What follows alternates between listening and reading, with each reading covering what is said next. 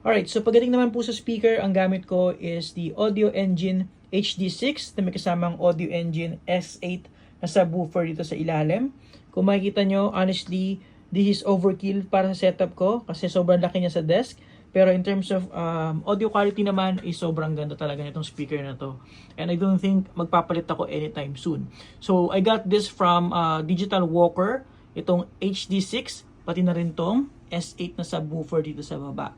Ayan, so kita nyo naman, bagay na bagay din naman siya sa setup natin, diba? Kasi white and black siya. Ayan, so aside from that, I'm using the CalDigit TS4.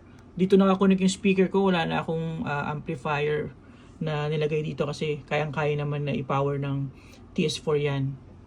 Tapos Bluetooth na rin pala ito, and may remote siya, hindi ko lang ginagamit. So pwede ko siyang gamitin dito sa PC and Mac setup ko. Okay, so Bluetooth and then wired para sa dual setup. So ayun po, sinashare ko lang sa inyo yung mga ginagamit ko dito sa desk setup kasi namimiss ko na gumawa ng mga desk setup video. So let me know in the comments below if you're interested for a full studio tour or desk setup tour. Thank you for watching and see you on the next one.